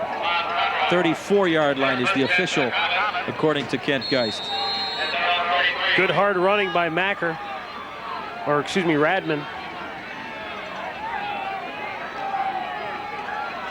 Got himself an unwanted snow cone at the end of that play. This is their first playoff appearance since 1992. Last week they had their first win ever against Madison. Now they're going to try to do it through the ground here as they give the ball to Steve Williams. Of course, 1992 was the year before Jeff Risen came to Amherst as the head coach, and that year they were knocked out by Elyria West in the playoffs. And Elyria West had a great run that year as well. Just a super job done by the E-West football team. Rick Conroy in on the tackle there. See, big 75 is Dave Pruce at 6'8", 265 pounds.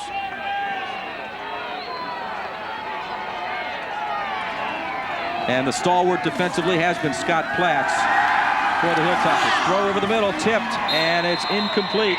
Several Hilltoppers there on the coverage for Chardon. They get back into their coverage very nicely. Schneider now 2 of 9 for 20 yards, and he's had one of his passes picked off, and that was a costly one because it was down near the goal line as they were knocking on the door. Good pressure up the middle again. Makes it very tough to throw the football when you've got pressure in your face and you're trying to throw it downfield. Look at the guard trying to get his footing there before the play. Schneider's going to throw. A little bit of pressure. Throws it deep over the middle. And it's caught by Slatt. He could go all the way. He's got the score for Amherst.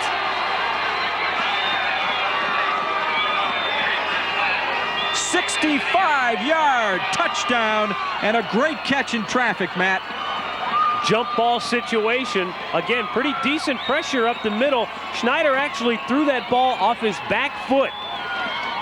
Slatt went up for the ball, came down with it, and because the Hilltopper defenders went for the ball, when Slatt came down with it, it was clear sailing to the end zone. Remember, Ricky Schneider's an outstanding quarterback, and he's trying to pay dividends right now for the Amherst Comets. They'll attempt the extra point right now.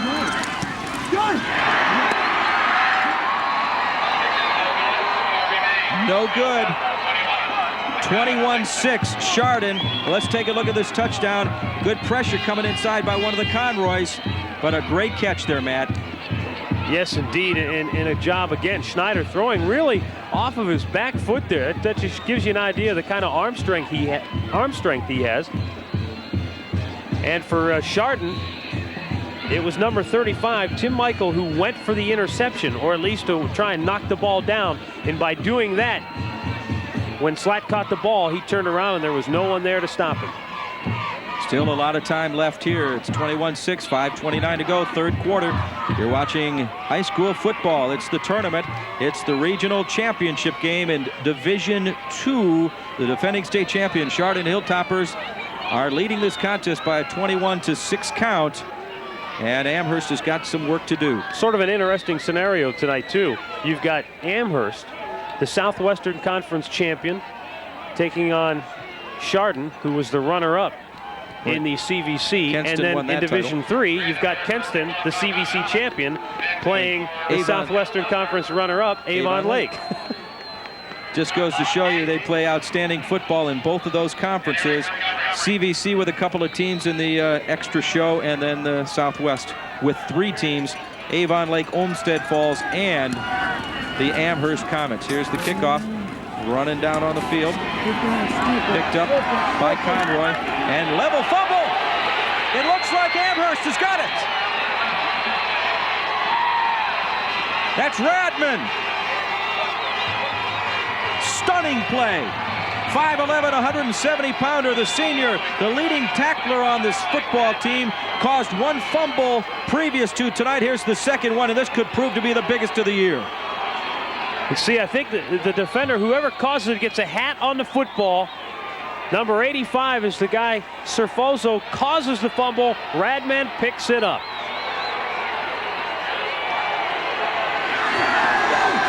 They have the ball on the 26-yard line, and they have new life. Snyder the pitch to Slap, trying to get to the corner. Goodwin won't let him. Good piece of open field tackling by Todd Goodwin, 45.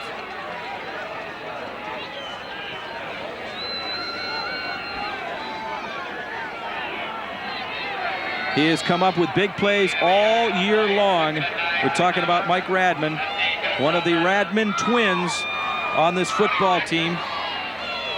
And that was a huge play he came up with, recovering the fumble. 21-6 the score. Chardon leading. 4:33 to go, third quarter. It's 2nd and 9 for Amherst. And the pitch to Slatt. Stopped by Scott Platts, who's been all over the field tonight for the Chardon Hilltoppers. Very adept at moving on the snow-covered surface. Very sure-footed, and just doing an outstanding job as Ricky Schneider comes to the sideline to get some encouragement from the coaching staff. Schneider, 87 of 139 going into tonight. 62% of his passes completed. Just an outstanding quarterback. To see some of the Comet faithful saying, come on, guys, you're down, but you're not out, so continue along the comeback trail here tonight. Third down, they fake it to Duchot. He's looking, over the middle, intercepted. That's Tim Michael, sideline, still on his feet, still to the open field. He might go all the way.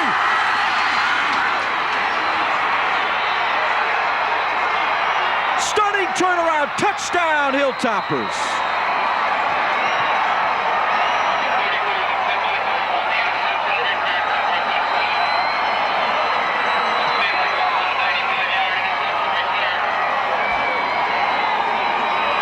Man, I'm not exactly sure where he picked up that ball. May have been the 15, 85-yard interception return. Very difficult to find out where they are on the field here, obviously because of the snow, but an ill-advised pass for Ricky Schneider. Well, once again, Schneider, as he's done a couple of times tonight, threw off of his back foot, didn't get enough steam on the ball. He actually went 95 yards on the interception return. I think he was at the 5-yard line when he made the pick. And this is a running back once he gets the football in his hands, so he saw a crease, got some great blocks, and it's a touchdown for the Toppers. And he waved bye-bye as Duchot couldn't catch him, neither could Chris Slatt. It looked like the kicker was knocked down, but I believe he was blocked into the kicker, so they'll count that. And obviously the answer, the touchdown right there. We'll get another look at that interception, but Ricky Schneider was running out of options. He was at the sideline. I'm sure he was trying to make something happen. He's done it all year, and he made something happen for the wrong team, obviously. Let's take one more look at it again. He's kind of slipping, sliding off his back foot, and he's hit as he throws, making matters worse. And you're right, that's a 95-yard return. He picks that up on the 5. Of course, he wanted to go to Mike Radman, who actually was open deep, but he just couldn't get anything on the football. Great block on the quarterback that sprung it, and then another super block right here. Number 45, Todd Goodwin, opens up the door, and Michael sprints through it to daylight. Touchdown.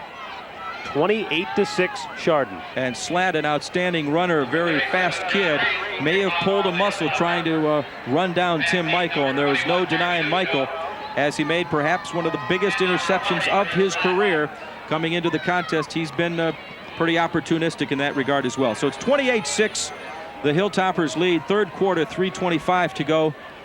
and Amherst all set to get the football. Dusho and Slatt will receive it for them.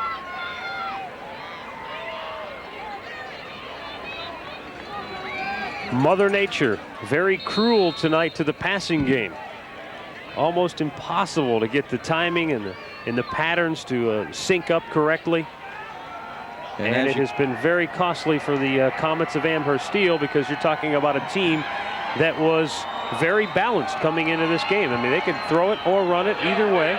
And when you really take away one of your major aspects of your offense, it's going to hurt. Difficult time coming away with a football right there. Brandon Burns, it goes out of bounds, so Amherst will take over. And you saw the graphic just a few moments ago, at the conclusion of tonight's game, we will play for you those outstanding halftime band shows. Both schools are represented, and both schools have excellent bands, so we'll be able to hear that right after the broadcast of the football game. Right now, Chardon leading 28-6, and Amherst with the football.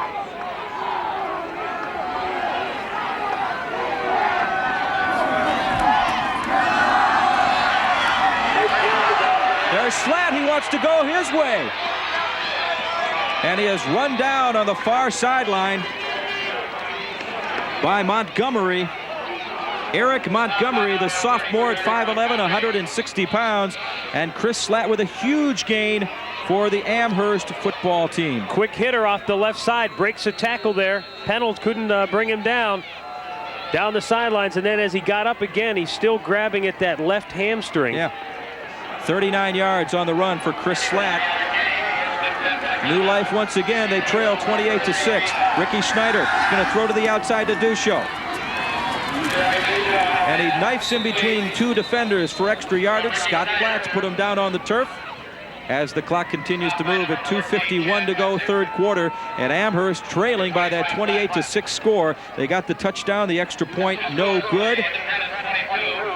And then they got the ball back. We're driving deep into Hilltopper territory when Ricky Schneider threw the interception to Tim Michael. And Tim Michael went 95 yards to make it 28-6. Schneider giving the ball again to Mr. Williams, and Steve Taylor, the fine nose guard at 6 foot, 200 pounds. He's a junior. And boys, he had some big shoes to fill. Donnie Vaughn, who was the nose guard for several seasons for the Hilltoppers, was smaller, probably quicker, but probably there was not as tough a football player in Northern Ohio as Don Vaughn, pound for pound. He was an outstanding nose guard, so Steve Taylor's had some very difficult shoes to fill, and Bob Doyle and company say he's done a nice job. He is a junior, so he's got some room for improvement. He's doing all right now. Minute 55 to go, third quarter. Amherst with the ball. They've got 5 yards to go to keep this one going, and they give it to Slatt. He's got the room. Looks like he's got enough for the first down. Todd Goodwin there defensively for the Hilltoppers, and the clock will halt for just a second as they move the chains and get redistributed, if you will. Picking the hole nicely. Good blocking. Exactly. Great blocking by the big guys up front, like Adamson, the offensive center. He's only 5'10", 185 pounds, along with those huge guys to the right and left of him. They do a nice job. Once again, it's Slatt. This time, he stood up and brought down. There was Goodwin again and Scott Platts.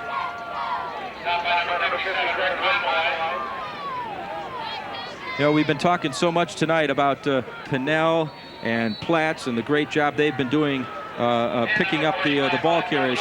We've got to talk about the defensive line. They obviously have been doing the job in order to enable those folks behind them to knife through and to make the plays. So the front four of Chardon's done an outstanding job. Schneider to throw over the middle, through the hands and incomplete. Almost picked up by the secondary receiver, Anderson. And on the coverage there was Weinsick. That's Chad Weinsick, a senior at 5'8", at 150 pounds. Play fake by Schneider. Adam Anderson after the tip here. Dusho couldn't come up with it, and Adam Anderson almost reaches back with one hand and makes a spectacular catch down near the goal line. 47 seconds left here in quarter number 3. They're down by 22 points, but it's not unfeasible that they could get back in this game. He can hook up on a couple of big passes. Well, he's already hit one of them tonight. He wants to throw. He's got pressure. Throws to the outside. It's intercepted.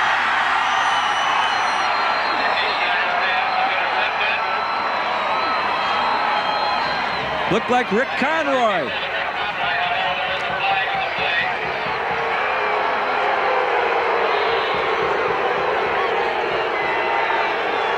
Let's take a look at the replay right here. Just waiting for it.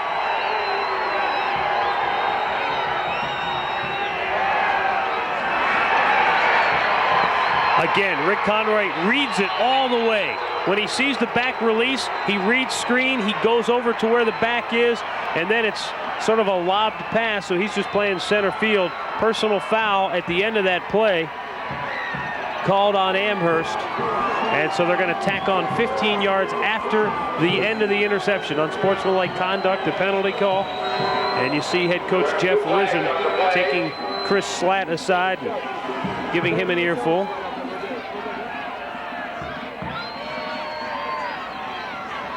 A great piece of reading it defensively by the Hilltoppers, Matt. You can be a big guy. First of all, a dead ball, personal foul over here. Dead ball, unsportsmanlike over here. Wow, that's 30 yards in penalties, one right after the other. You can be a big guy, you can be a strong guy, you can be a fast guy, but you still have to know the game of football. You have to be very intelligent, and guys like Rick Conroy are. I mean, they know the game, knows his position well, knows his reads, and he obviously read that play from the get-go, got over there, and made a big interception for Chardon. Just saw the graphic a second or two ago. 4-2 on the turnover side, and most of them have been very, very decisive in hurting this team's chances, the Amherst Comets' chances of going in for scores. They've been deep, they've had opportunities to score, they've tried to force things, and Ricky Schneider has been picked off several times tonight in this situation. Picked off 3 times, 3 of their 4 turnovers are courtesy of the interception. There's Bob Doyle, who's been around Chardon for many, many a moon. As we take a look at some of the stats so far tonight, Neal, the outstanding quarterback for the Hilltoppers, 99 yards rushing the football. Michael has 85 yards rushing the football, but heck, that situation in terms of him running the ball is not as much as what he did when he intercepted the ball recently in the third quarter. He went 95 yards for the touchdown, which may really be the type of a play that's difficult to come back from if you're this team, the Amherst football Comets, well, coming in 11-0. Especially when you consider the fact that Amherst had just hit a big pass for a touchdown. They cut the deficit to 21-6. It's looking like, hey, they can get back in the ball game. They get a turnover. They're right back down knocking on the door. Then the interception for the touchdown really just sort of turns out the lights. So here's Scott Neal. And Scott Neal, the good play fake. It's to Michaels. Tim Michael gets big yardage, about 10 yards. Same play they hit for the touchdown a couple of moments ago, the 7-yard touchdown run when he went untouched, the one that made it 21-0, I believe. Clock is ticking down here, third quarter, about 20 seconds to go third, and the Hilltoppers with the football, facing a second and very short as Tim Michael is knocking on the 100-yard door, as is quarterback Scott Neal. There you see the clock, and that's going to do it here in the third quarter of play. The defending state champion Chardon Hilltoppers in Division II find themselves with the football and with the lead. It's 28-6 over Amherst Steel. We'll have the fourth quarter when we return.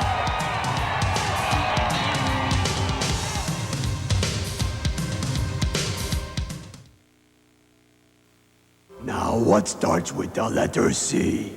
Cookies, of course, and just in time for the holidays. It's time to preheat the oven and tune to WVIZ Saturday, November 18th at 3 for C is for Cookie. For 3 hours, WVIZ will play host to cookie makers from Northeast Ohio. Susie Heller will guide you through some of the best cookie recipes you'll ever taste. So join WVIZ for C is for Cookie, Saturday, November 18th at 3. Oh boy! Cookie, cookie, cookie starts with Z!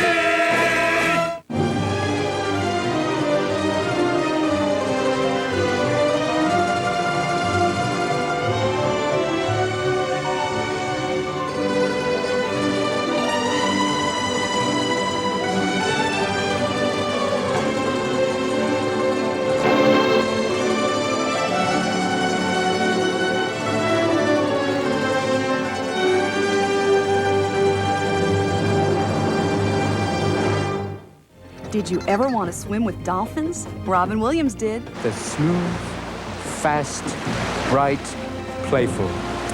Sounds like Sharon Stone, doesn't it? You never forget your first encounter with a dolphin. But how do the dolphins feel about swimming with Robin? Big hug. Dolphins and humans get along so well. We're both playful, curious social species. Dolphins with Robin Williams in the wild. Saturday at 9 on WVIZ. Over millions of years, life in the Serengeti has reached a delicate balance. Some animals eat, some animals are eaten, and some animals capture it all on film. Okay, better go and have a close look. The hunters, the scavengers, the fast and the ferocious. Join the caretakers and cameramen who are telling the tales of the Serengeti. Tales of the Serengeti coming November 21st to WVIZ. Next on The American Experience. A battle that became one of America's greatest legends. But the real story is buried in myth. This was a modern army. There was no way that they could lose. The scouts told Custer they would all die that day. Last Stand at Little Bighorn. Next on The American Experience.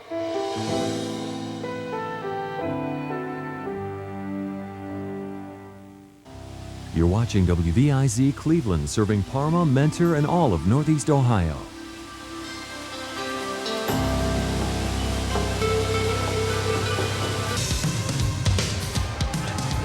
Welcome back to the fourth quarter. 12 minutes of football. Are they all that is left of the season for the Amherst football Comets? They come into tonight 11-0. They trail 28-6, and they're trailing to not just any football team. They're trailing to a defending state champion who knows what it's like to play in the month of November. Whose head coach Bob Doyle alluded earlier before the game, kids like Gary Renner, who is a sophomore, he feels is already a junior because of the playoff experience that he has received. So it's a very playoff seasoned football team, and there is no one that is more seasoned than this kid. 33-5 as a starter, Scott Neal. He's got the football, but he's going to throw it deep. And he's got a man wide open. It's Bergen, and it's a touchdown.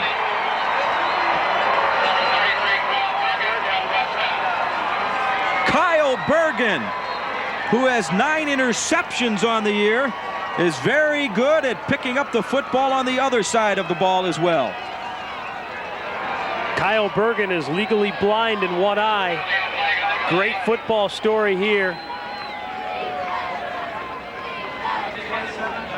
He got deep, made the catch, went into the end zone.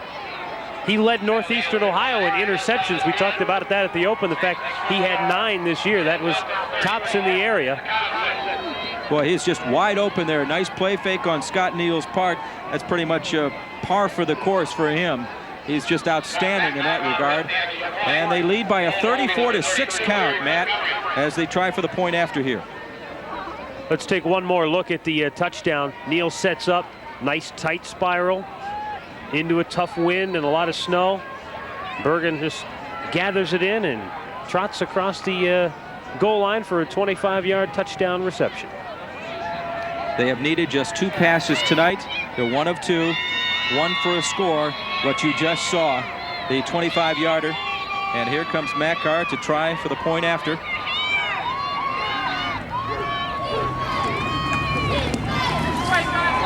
Ball is up, and it is good with 11:54 to go here in the fourth.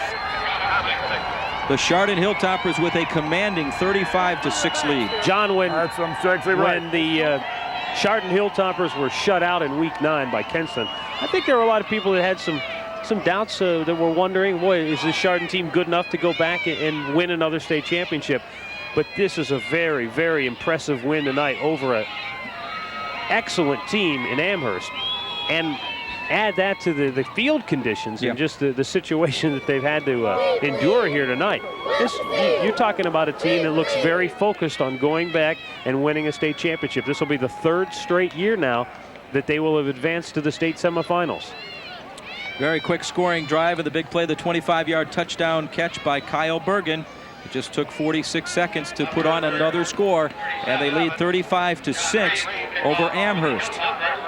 And Amherst looking at the opportunity, I shouldn't say the opportunity, but perhaps the distinction of losing their first and only contest of this year. Coming into tonight, 11-0, champions of the Southwest Conference, a conference that put 3 teams in the football playoffs. And then now just Chardon has been outstanding, and these are the conditions that they are used to. In fact, before the game, Bob Doyle was saying, well, we didn't expect it to snow. In fact, he says he has a brother in this area, in the Lakewood area, and his brother said it was gorgeous throughout most of the day, which it was.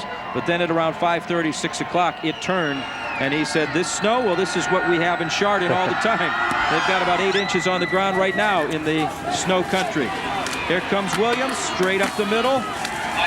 Good piece of running out over the 40-yard line as they take over. One thing that they don't have out that way, though, they do play in snowy conditions quite often, but there really aren't a lot of AstroTurf fields, artificial surfaces, so they had to move this on week, the far east side. So they went this week. Last night they practiced over at Byers Field in Parma, and you know, they've had to search for some turf fields this year. But he says they take the team every summer to Youngstown, to the turf out there at Youngstown State University, just to get them used to it, because they figure eventually somewhere along the road they'll have to play on it.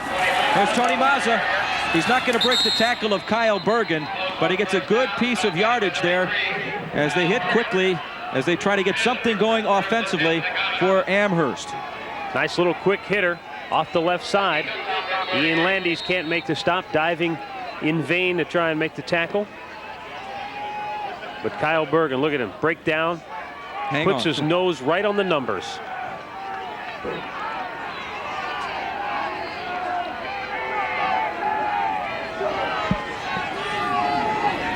Schneider with a long count.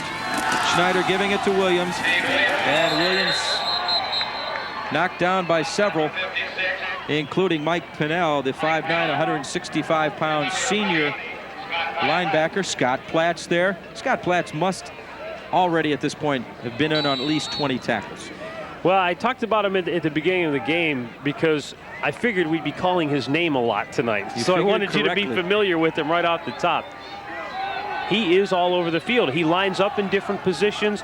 He'll rush the quarterback from his linebacking position. As I said, he disguises blitzes very well. Excellent in pass coverage, but the way he pursues the run is tremendous. Schneider to throw off his back foot, and it's knocked down. Incomplete. There again, Platts was in coverage on Tony Mazza. He had him right out of the backfield. Schneider, how many times has he thrown the ball so far tonight? 4 of 15, 88 yards total. He has thrown 3 interceptions, very uncharacteristic. And I believe coming into tonight, 16 touchdown passes, 8 picks. Exactly, a 2-to-1 ratio. Tonight. And almost all of his 15 passes tonight have been off the back foot. I mean, he's been trotting backwards and trying to throw at the same time, and that's difficult. There he had his feet planted, and he gets it to Tony Mazza. And Mazza's going to be run out of bounds. And a little wrestling going on at that side of the field as well. Mr. Platts. Sometimes you wonder if there are 2 guys out there with number 20 running around in white jerseys.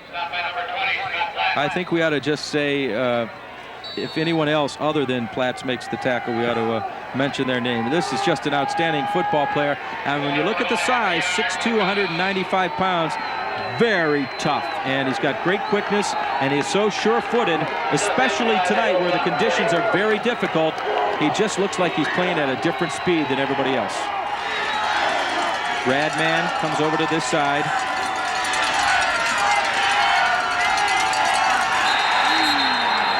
And it looked like Jeremiah Studstill moved a little bit too quickly there. He is the senior. He's a second-teamer, all Southwest Conference. Oh, that's too bad, because at 4th and less than a yard, you figure you can pick up the first down. Now you make it 4th and almost 6.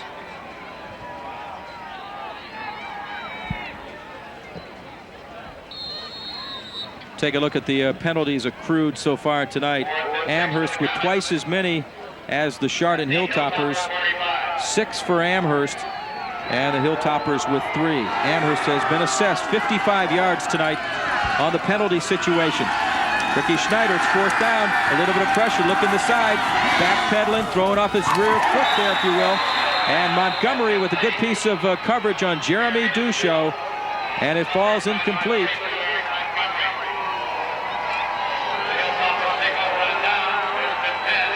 Good job of just reading. And boy, he does have that sidearm delivery at times, especially in cases where he's backpedaling like that. Now 9:04 to go. 35-6 Chardon. And Chardon takes over the football. They're just going to want to keep that clock moving and keep things interesting. They split a man out down here. That's Kyle Bergen. Tim Michael. Outside. Duchot, good hit, knocks him out of bounds. Best hit of the night. What a great kick-out block to start that play, though, by number 73, Rob Conroy. Watch 73 in white. Kicks out number 25, Radman, and it opens it up for Michael, and then a good stick there by Jeremy Duchot to knock the man out of bounds. They run to the right side quite a bit, and it's no surprise when you have a right guard like Rob Conroy. He's all CVC, 6-footer and 250 pounds.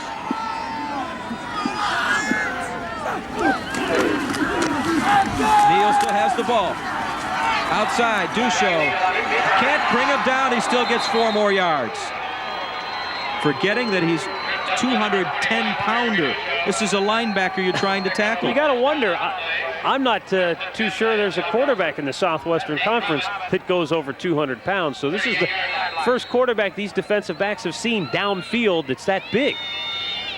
Jeremy thought he had him, but Scott says no way. Scott goes over the 100-yard mark at 109 yards on just 10 carries, and Michael with 102 yards. A couple of guys over the century mark with 7:55 to go here, fourth quarter, and Chardon with the ball, and they are in command of this one.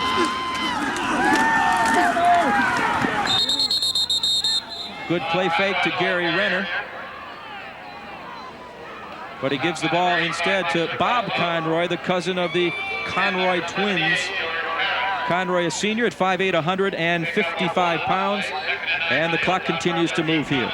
This is a squad that averaged well over 200 yards a game running the football, and they're right there again tonight. So they have come in here. Yards, huh? They have come in here and done exactly what they wanted to do. They're looking like around 230 yards so far. Here's Tim Michael. He's very good at getting to the outside. Stays on his feet, met by a lot of people, including the big guy, George Harris, number 78 there defensively for Amherst. Once again, good job by the guys up front. And Michael does a nice job of waiting for the play to develop in front of him. Got to weave his way through some of those good blocks. Nick Serfazzo coming up to make the stop.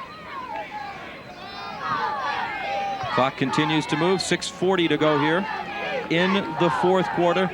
And Chardon leading big, 35-6.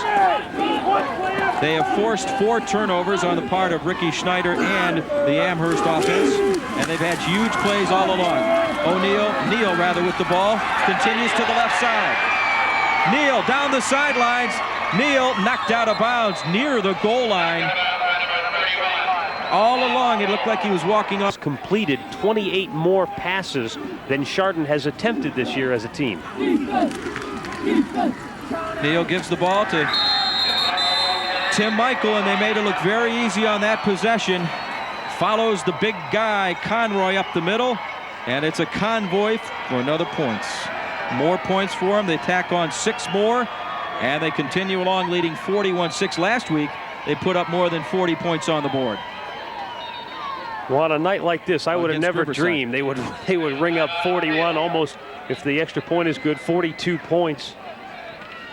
But we have had the opportunity 2 weeks in a row now to do these playoff games, and we appreciate folks tuning in and watching the broadcast and the great job by the crews in different situations. Last week it was raining like crazy. Tonight, snowing so much, and our crews have really braved the elements to do an outstanding job. Both weeks, turnovers really played a huge part. Last week, Avon Lake and their 7 turnovers. Avon Lake and their victory picked up were courtesy of 7 turnovers, if you will. And then this time around, Chardon forces 4 turnovers. PAT is going to make it 42-6. So we have just seen a whole bunch of turnovers, and in this second round of the playoffs, you should not have situations where you're picking up, where you're picking up that much offense, courtesy of the turnovers. As you look at us here in broadcast row, if you will, one of the drier ones of the bunch here.